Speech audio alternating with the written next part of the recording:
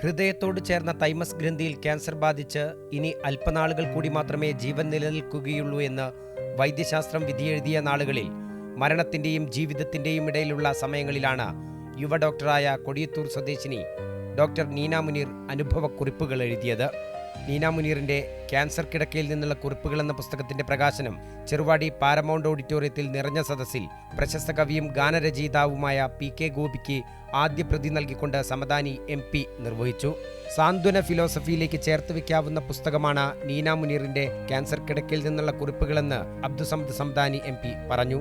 മലയാളിക്ക് അത്യാവശ്യം വേണ്ട വിദ്യാഭ്യാസം വൈകാരിക വിദ്യാഭ്യാസമാണെന്നും അദ്ദേഹം കൂട്ടിച്ചേർത്തു. ഫിലോസഫി പൊതുവെ ഡ്രൈ ആണ്, പക്ഷെ ഇമോഷണൽ ഫിലോസഫി ഒരിക്കലും അങ്ങനെ ആവില്ല. അതിനെപ്പോഴും ഹൃദയത്തിന്റെ നനവുണ്ടാവും. മലയാളിക്ക് അത്യാവശ്യം വേണ്ട വിദ്യാഭ്യാസം വൈകാരിക വിദ്യാഭ്യാസമാണ്, ഇമോഷണൽ എഡ്യൂക്കേഷൻ. അത് മാത്രമല്ല, ബാക്കിയൊക്കെ ഉണ്ട്.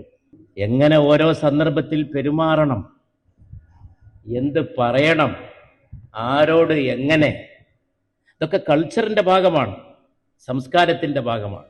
പ്രശസ്ത കവിയും ഗാനരചയിതാവും സംഗീത സംവിധായകനുമായ കൈതപ്രം ദാമോദരൻ നമ്പൂതിരി മുഖ്യാതിഥിയായിരുന്നു. പ്രൊഫസർ ഹമീദ് ചേന്നമംഗലൂർ പുസ്തക പരിചയം നടത്തി. പുസ്തകത്തിന് അവതാരിക എഴുതിയ ഡോക്ടർ MN കാരശ്ശേരി ആദ്യ വിൽപ്പന നിർവഹിച്ചു. പുസ്തകമെഴുതിയ ഡോക്ടർ നീന മുനീറിനെയും രോഗി പരിചരണത്തിന്റെ ഭാഗമായി മകളുടെ മുടി മുറിക്കുന്നതിനു മുൻപ് തന്റെ മുടി മുറിച്ച് മാതൃകയായ നീനയുടെ മാതാവ് AM ബേബി സോഫിയ 14 മണിക്കൂർ നീണ്ട ശസ്ത്രക്രിയയിലൂടെ ഡോക്ടർ നീനയെ വീണ്ടും ജീവിതത്തിലേക്ക് തിരിച്ചെത്തിച്ച ഡോക്ടർ നാസർ യൂസഫ് എന്നിവരെ ചടങ്ങിൽ ആദരിച്ചു.